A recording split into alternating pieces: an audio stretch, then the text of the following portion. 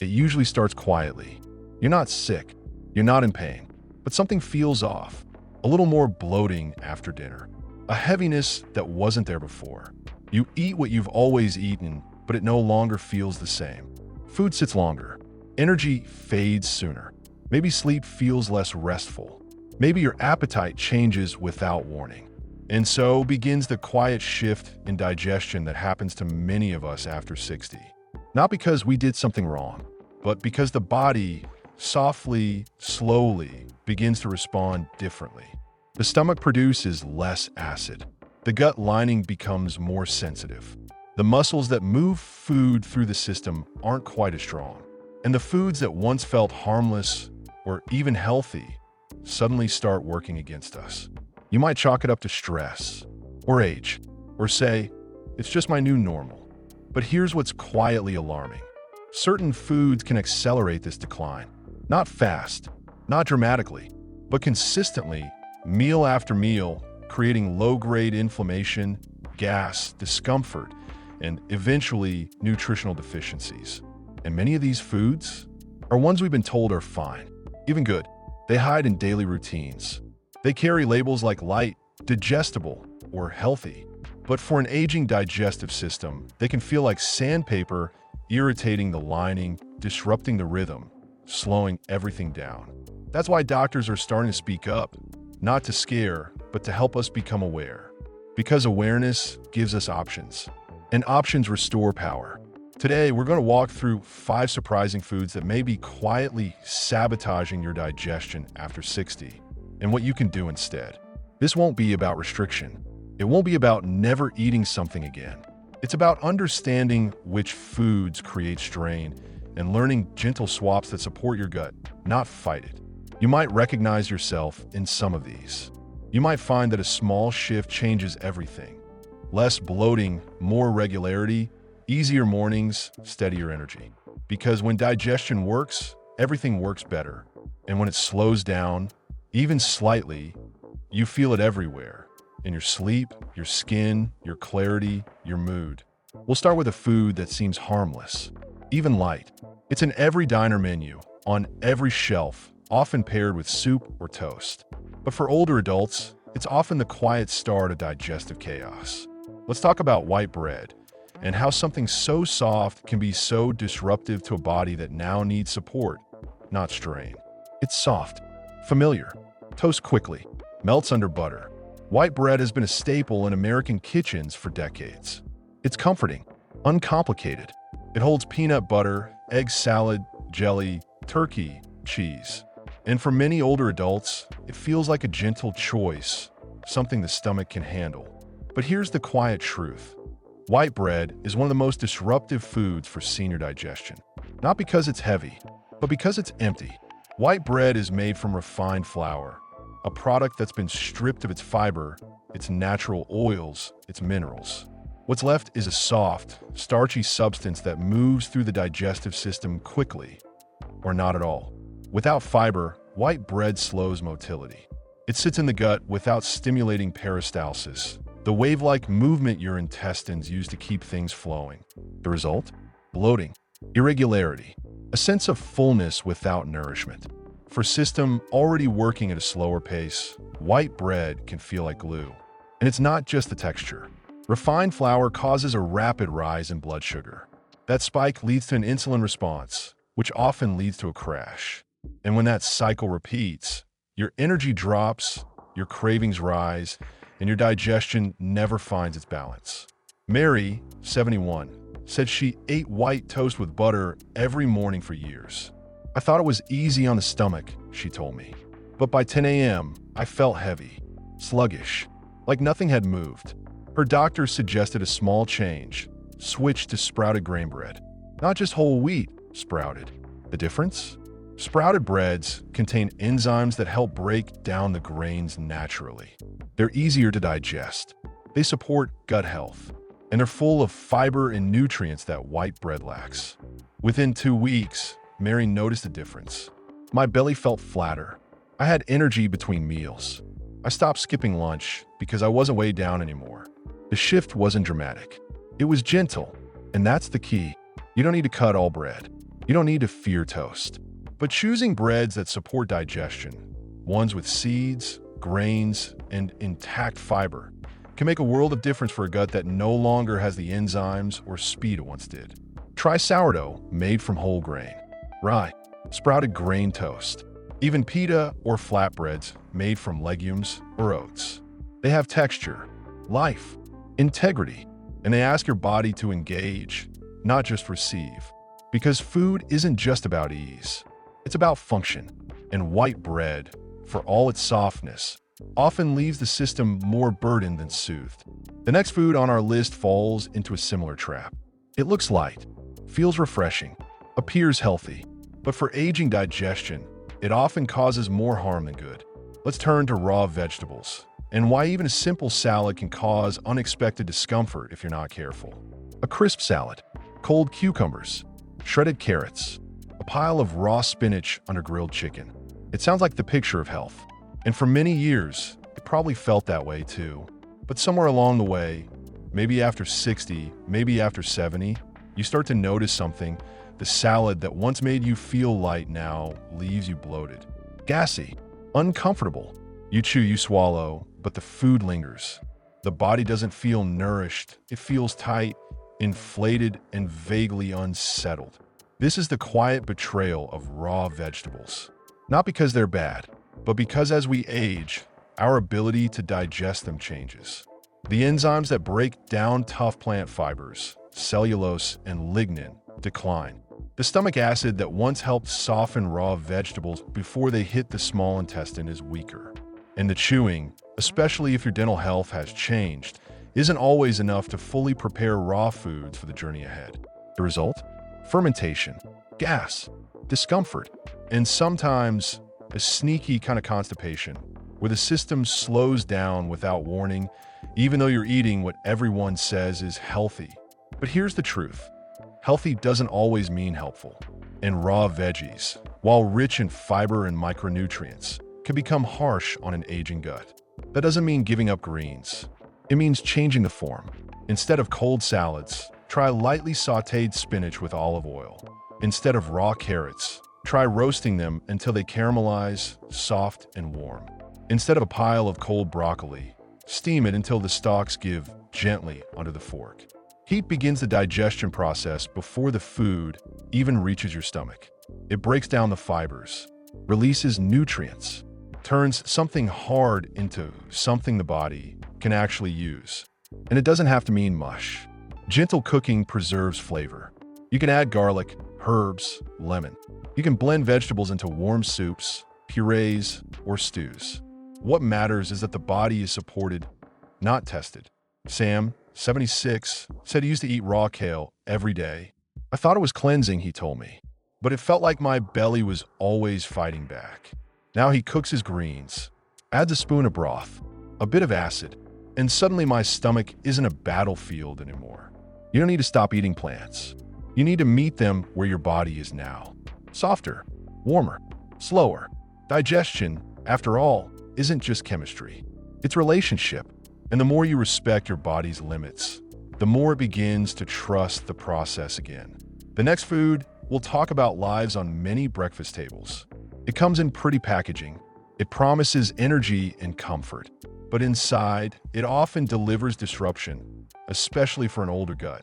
Let's take a closer look at processed cereals and why your morning bowl might be quietly draining your digestion.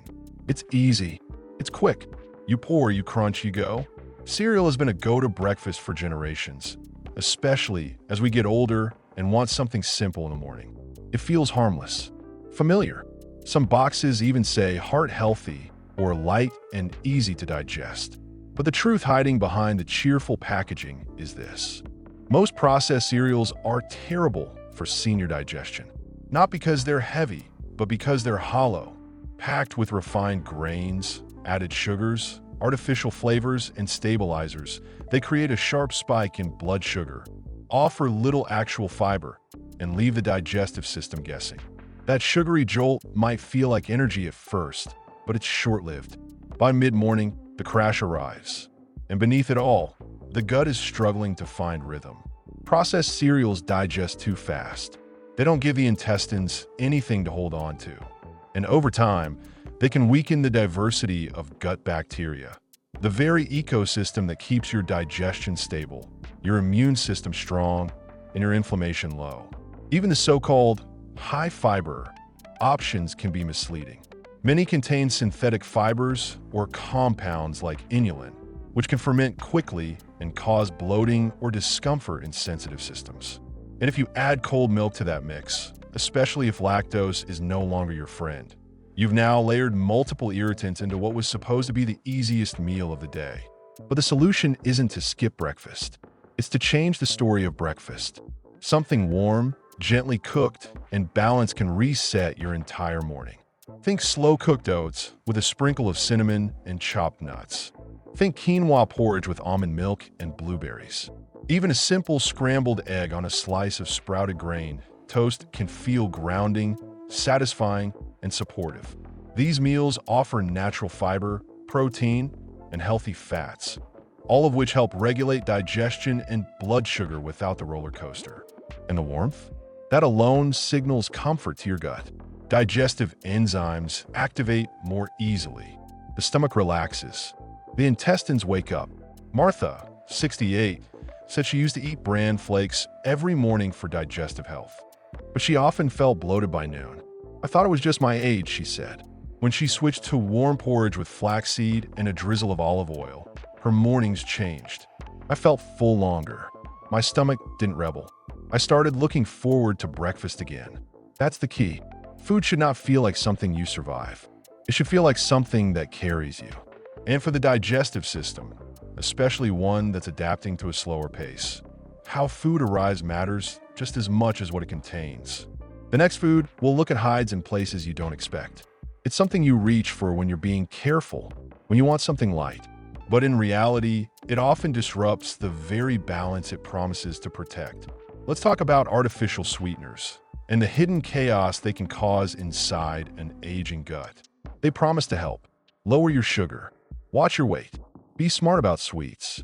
Artificial sweeteners have been sold for decades as a healthier alternative, especially for those watching their blood sugar or managing chronic conditions. A pink packet, a blue one, a yellow drop into your tea. It feels responsible, clean. But for an aging digestive system, artificial sweeteners can be quietly disruptive in ways most people never realize. The trouble doesn't always show up right away. You don't eat them and feel sick. They don't feel heavy like fast food. They dissolve quickly, taste familiar, and give you that sweet fix without the calories. But inside the body, especially inside the gut, the story is different. Artificial sweeteners, particularly sucralose, aspartame, and saccharin, can alter the microbiome, that delicate ecosystem of bacteria that regulates digestion, mood, immunity, and inflammation. These sweeteners may reduce the diversity of gut bacteria, feeding certain strains while suppressing others. Over time, that imbalance can lead to bloating, irregularity, increased sensitivity to real sugar, and even trouble absorbing nutrients. And there's another layer, the nervous system. For some people, artificial sweeteners confuse the brain. You taste sweet, but no real energy follows. The body prepares for calories, digestion kicks into gear, and nothing arrives. This mismatch can lead to cravings, fatigue, and more strain on the gut. Clara, 74, said she switched to diet soda in her 60s. I was trying to be smart, she told me, but I noticed more gas, more tightness in my belly, and it didn't go away. Her doctor suggested cutting back, not completely, just for a few weeks. She did. The difference was real.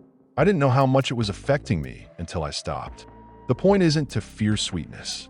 It's to recognize the difference between sweetness that nourishes and sweetness that disorients. So what are your options?